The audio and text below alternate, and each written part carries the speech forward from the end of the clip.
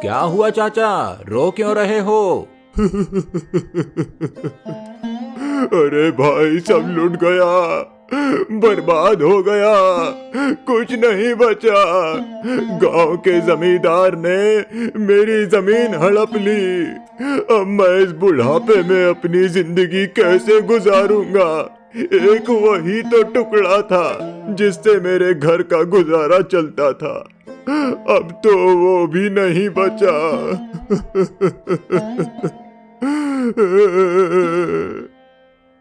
विलासपुर गांव में एक बहुत ही लालची जमींदार रहता था। वो बहुत ही दुष्ट और निर्दयी था। जमींदार गांव के लोगों को ब्याज पर कर्ज देता और कर्ज के बदले गरीब लोगों की जमीन गिरवी रख लेता था। वो गांव के गरीब मजबूर लोगों का फायदा उठाता था। जो भी व्यक्ति एक बार जमींदार से कर्ज ले लेता, वो जिंदगी भर उसका कर्ज नहीं चुका पाता था। जमींदार उसे अपने चक्रव्यूह में ऐसा फंसाता कि उसके खेतों को भी हड़प कर जाता। जमींदार जितना बेईमान और लालची था, उसकी पत्नी उतनी ही ईमानदार और दयालु थी। वो गरीब लोगों की बहुत मदद करती थी। एक दिन जमींदार की पत्नी जमींदार से कहती है, आप गांव के गरीब मजदूर किसानों पर क्यों जुल्म करते हो? आपने बहुत से गरीब लोगों की जमीन छीन ली। बेईमानी की कमाई एक न एक दिन जरूर इंसान का सर्वनाश कर देती है। मैं आपके सामने हाथ जोड़ती हूँ, कृपया गरीब मजदूर लोगों पर अत्याचार मत करो। उनकी जमीन उन्हें वापस कर दो, इसी में हमारी भलाई है। तुम मुझे हर वक्त समझाया मत करो। मैं कोई बच्चा नहीं हूँ। मुझे सब पता है कि मैं सही कर रहा हूँ या गलत। मैं इन गांव वालों के साथ जबरदस्ती करता हूँ कि मुझसे कर्ज लो। अरे खुद आते हैं कर्ज लेने। अगर मेरा कर्ज नहीं लौटाएंगे तो मुझे उनकी जमीन पर कब्जा करना ही होगा, वरना मैं अपने पैसे कहां से वसूल करूंगा। इतना कहकर जमींदार खेतों पर चला जाता है। उसी गांव में एक सलमू नाम का आदमी भी रहता था। उसने भी एक बार जमींदार से कर्ज ले लिया था। जमींदार ने कर्ज पर दुगना तिगना ब्याज लगाकर सलमू की जमीन भी अपने कब्जे में कर ली थी। अब सलमू दिन रात खुद की जमीन पर ही बंधुआ मजदूरों की तरह काम करता था।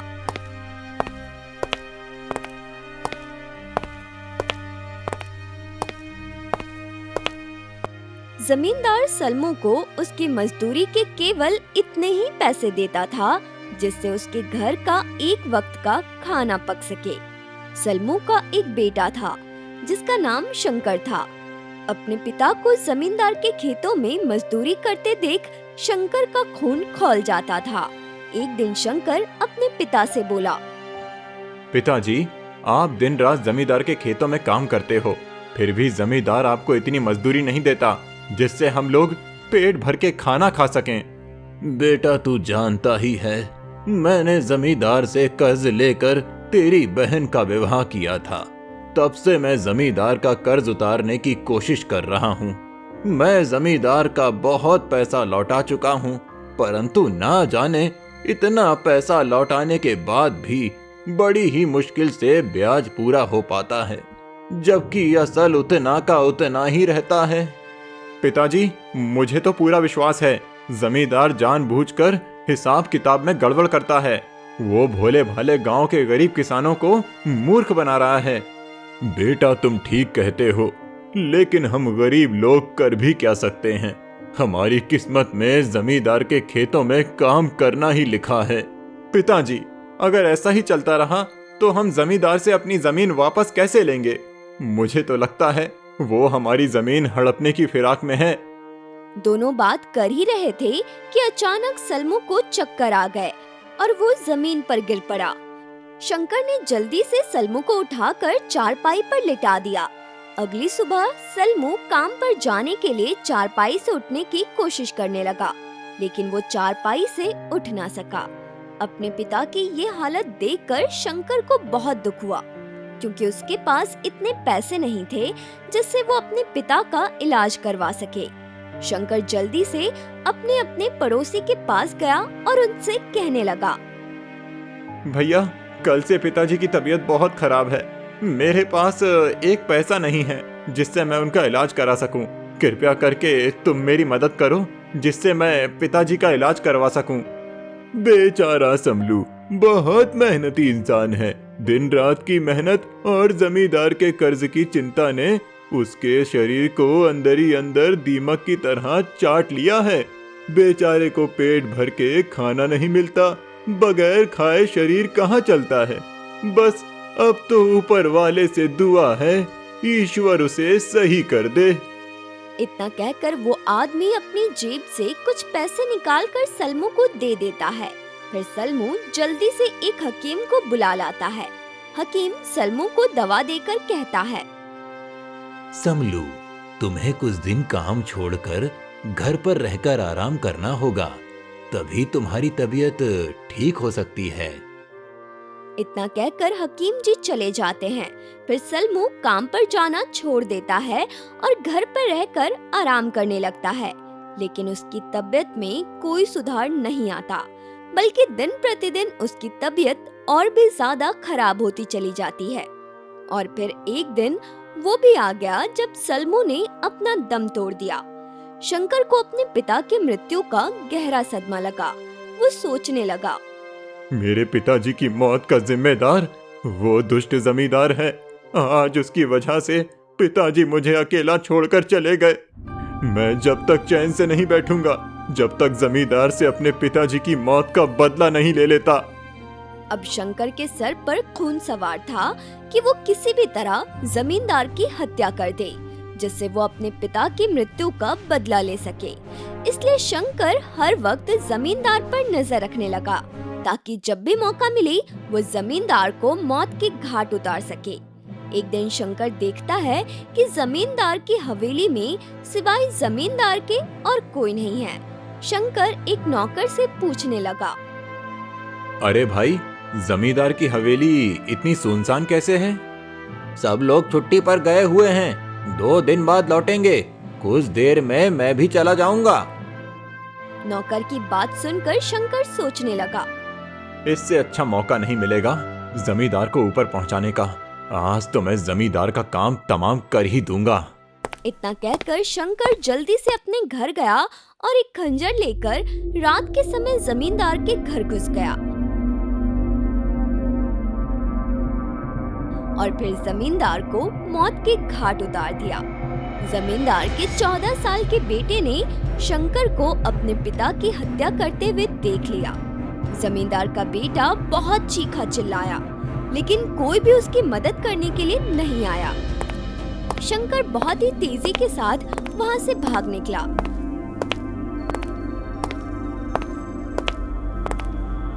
दौड़ते दौड़ते वो रात के घने अंधेरे में कहीं ओझल हो गया। किसी को मालूम नहीं पड़ा कि शंकर कहाँ गया। सुबह जब गांव वालों को मालूम हुआ कि जमींदार अब इस दुनिया में नहीं रहा, तो वो बहुत खुश हुए। बहुत अच्छा हुआ जो वो दुष्ट जमींदार मर गया। अब हम चैन से अपनी जिंदगी गुजार सकेंगे। पूरी जिंदगी बीत गई उस जमींदार के यहाँ काम करते करते, लेकिन उसका कर्जा ही खत्म होने का नाम नहीं ले रहा था। चाचा, हमारी वो जमीन तो अब वापस मिल जाएगी ना, जो जमींदार ने गिरवी रखी हुई थी? ये बात तो मैं नहीं जानता जमीन मिलेगी या नहीं। अभी तो जमींदार का बेटा भी है, बस ईश्वर करे वो अपने बाप की तरह ना हो। चाचा, मैंने सुना है जमींदार का बेटा बहुत ही भला है, वो किसी पर जुल्म नहीं करता है। जमींदार का बेटा नेक तो बहुत था, लेकिन अपने पिता की मौत अपनी आंखों से देख चुका था, इसलिए वो बहुत ही ज्यादा सदमे में था और शंकर से अपने पिता की मृत्यु का बदला लेना चाहता था। इसी तरह कुछ वर्ष बीत गए और अब केशव बड़ा हो चुका था। उसने अपने पिता के हत्यारे का पता लगाने की काफी कोशिश की, लेकिन शंकर का कोई पता ना चला। उसकी माँ हमेशा समझाती थी, बेटा, जो हो चुका है उसे भूल जाओ। पुरानी बातों को याद रखने से कोई फायदा नहीं होगा। तुम्हारे पिता के साथ जो कुछ भी हुआ वो उनके कर्मों का फल था। माँ, मैं कैसे भूल जाऊं? उसने मेरी आंखों के सामने पिताजी को बड़ी बेरहमी से मार डाला था। और आप कहती हो मैं भूल जाऊं? केशव का मन हमेशा अशांत रहता। उसे अपने पिता की याद आती और बदले की भावना उसे बेचैन कर देती। अब केशव अपने पिता की तरह जमींदारी संभालता था, लेकिन वो अपने पिता जैसा बेईमान नहीं था। वो बहुत ही भला और ईमानदार था, इसलिए गांव में सब उसकी इज्जत करते थे। एक दिन केशव की बुआ केशव के घर आई। जब उसने केशव की माँ को परेशान देखा तो कहने लगी, क्या हुआ जानकी, तू इतना परेशान क्यों लग रही है? दीदी, क्या बताऊं, ईश्वर का दिया हुआ सब कुछ है मेरे पास। धन है, दौलत है, नौकर चाकर है, परंतु परेशानी का कारण मेरे बेटे की बेचैनी है। वो हमेशा अपने पिता के हत्यारे के बारे में सोचता रहता है और बदले की भावना उसके मन को जलाती रहती है। मैं तो उसे समझा समझा कर थक गई हूँ, वो मेरी सुनता ही नहीं। तू एक काम कर, केशव का विवाह करवा दे। लड़का अब जवान हो चुका है, उसका ब्याह हो जाएगा तो वो अपने घर गृहस्थी के कामों में लग जाएगा। उसके बाद उसे इधर उधर की बातें सोचने का समय ही नहीं मिलेगा। घर में बहू आ जाएगी तो घर का माहौल भी अच्छा हो जाएगा। इसलिए मैं कहती हूँ कि जल्द से जल्द एक अच्छी सी लड़की देखकर केशव की शादी करवा दे। दीदी, आप ठीक कहती हो, लेकिन केशव शादी करने के लिए भी तैयार नहीं होता। इतने अच्छे अच्छे रिश्ते आए, लेकिन उसने विवाह करने से साफ इनकार कर दिया। ये तो बहुत बड़ी समस्या है, लेकिन इसका समाधान भी है मेरे पास। हमारे गांव में एक साधु बाबा आए हुए हैं। वो पिछले 6 महीने से हमारे गांव में रह रहे हैं। मैंने उनके बारे में बहुत सुना है। जो भी उनके पास अपनी समस्या लेकर जाता है, साधु बाबा के आशीर्वाद से उनकी समस्या दूर हो जाती है। तुझे भी अपनी परेशानी लेकर साधु बाबा के पास जाना चाहिए। वो अवश्य ही उसका कोई ना कोई हल निकाल देंगे। अगर ऐसी बात है तो मैं कल उन साधु बाबा के पास जाऊंगी। जिन साधु बाबा की बात केशव की बुआ कर रही थी, वो साधु बाबा अपने पास आने वाले लोगों से केवल इतना ही कहते थे कि आप लोग भगवान पर भरोसा रखो, वो सब सही कर देंगे। साधु बाबा कभी भी किसी गांव वाले को झूठा दिलासा नहीं देते थे, और ना ही साधु बाबा कभी किसी से कोई भेंट या दान स्वीकार करते थे।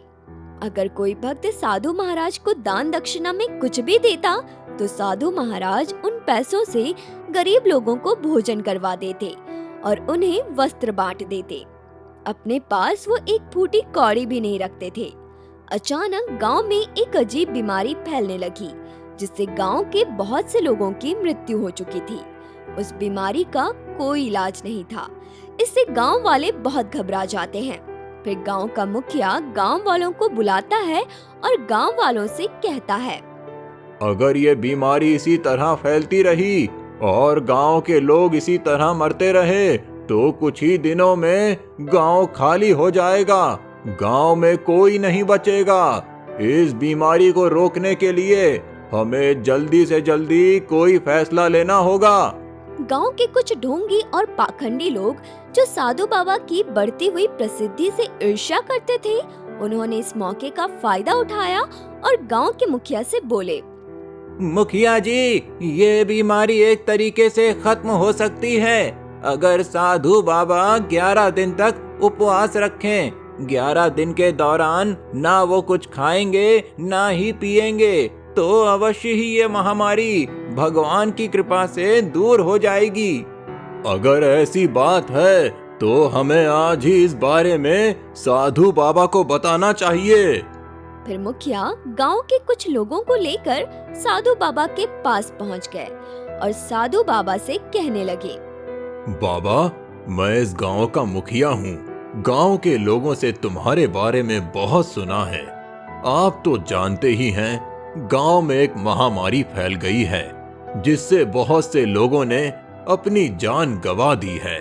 अब इस महामारी को रोकने का सिर्फ एक ही रास्ता है। अगर आप 11 दिनों तक उपवास करें तो गांव की परेशानी दूर हो जाएगी। बेटा, गांव में फैली महामारी का मेरे उपवास रखने से कोई संबंध नहीं है। ये तो ईश्वर की मर्जी है। इसीलिए ये महामारी फैल रही है। साधु बाबा ने गांव के लोगों को समझाने की बहुत कोशिश की, परंतु गांव वाले नहीं माने। आखिरकार साधु बाबा 11 दिनों तक बिना पानी और बिना कुछ खाए उपवास के लिए बैठ गए।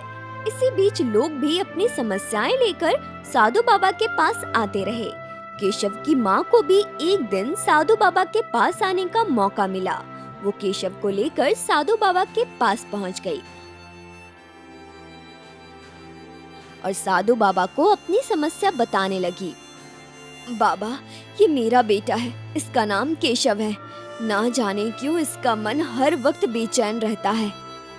ऐसी क्या बात है बेटा, जो तुम हर वक्त परेशान रहते हो?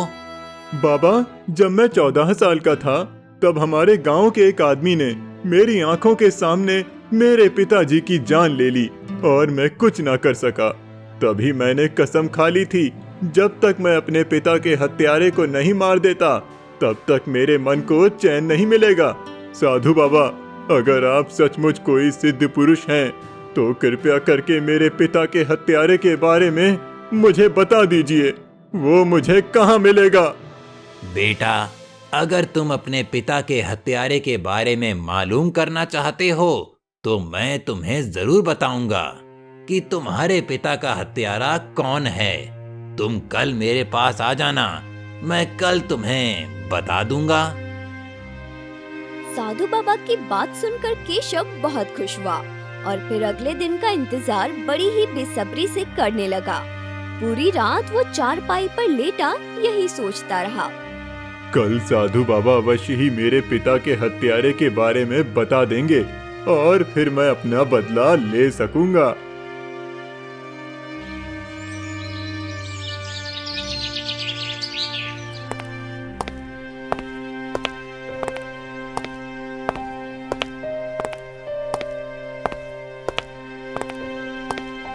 आओ बेटा, मैं तुम्हारा ही इंतजार कर रहा था। तुम अगर चाहो तो इसी क्षण इस समय अपना बदला पूरा कर सकते हो और अपना दुख मिटा सकते हो। साधु बाबा की बात सुनकर केशव हैरान रह गया और फिर साधु बाबा से कहने लगा। बाबा, आप क्या कहना चाहते हैं? मैं कुछ समझा नहीं। केशव, मैं ही तुम्हारे पिता का हत्यारा हूँ। मैंने ही तुम्हारे पिता की हत्या की थी।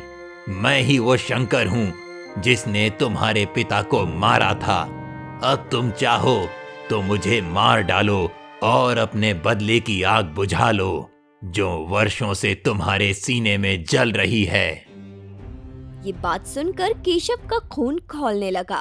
वो जल्दी से साधु बाबा को मारने के लिए दौड़ा, लेकिन उसकी माँ ने उसे रोक लिया और उससे कहने लगी, केशव, ये तो क्या करने जा रहा है? शंकर इस समय एक साधु के वेश में है और साधु की हत्या करना महापाप है। इसे ध्यान से देख, ये वो पहले वाला शंकर नहीं है। आज बहुत सारे लोगों को इस पर विश्वास है। ये गरीब और भूखे लोगों को खाना खिलाता है, उन सबका ये अन्नदाता है और सबसे बड़ी बात, पूरे गांव को बीमारी से बचाने के लिए ये पिछले 9 दिन से भूखा प्यासा बैठा है। इसकी हालत देखकर लगता है कि शायद 11वें दिन तक ये जीवित ना बचे।